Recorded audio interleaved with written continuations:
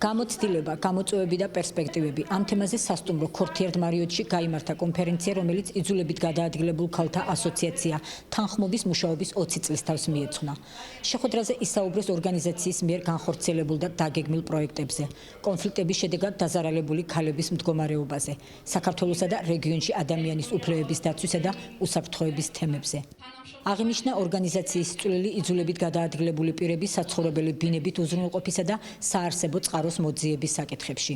ჩვენი ორგანიზაცია მუშაობდა ამ წლების განმავლობაში დევნილების უფლებების დაცვაზე, კეთილდღეობაზე.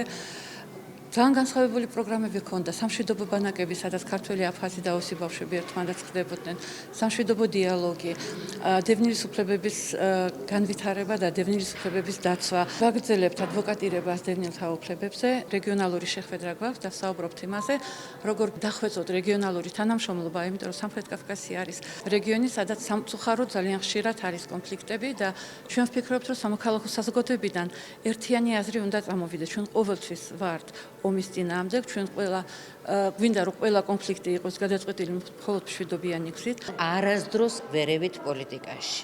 ჩვენ ვართ სამოქალაქო საზოგადოება და ვზრუნავთ იმაზე, რომ ჩვენს ირგვლივ იყოს ძლიერი ადამიანები.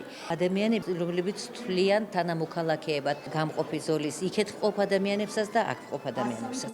კონფერენციის მუშაობაში მონაწილეობა მიიღეს სახელმწიფო უწყებებისა და სამინისტროების, გაერთიანებული ერების სტოლთა უმაღლესი კომისარიატისა და გაეროს ქალთა ორგანიზაციების წარმომადგენლებმა. მონაწილეობდნენ აგრეთვე სხვადასხვა საერთაშორისო და ადგილობრივი არასამთავრობო ორგანიზაციებიც. აქ არის განათლება, აქ არის დასაქმება, აქ არის დახმარება შეჭრებული ოჯახების, ქალბატონების სხვა პროფესიებს დაუფლეს.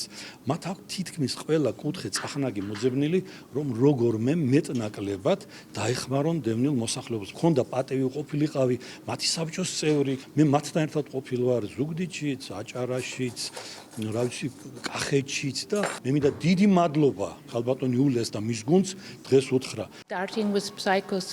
შესანიშნავი დღეა, რადგან ვიმყოფებით ქალთა ორგანიზაცია თანხმობის იუბილეზე, რომელსაც წარმატებული მუშაობის 20 წელი შეუსრულდა. ჩვენი ორგანიზაცია თანამშრომლობს თანხმობასთან და მხარს უჭერს მის პროექტებსა და ინიციატივებს.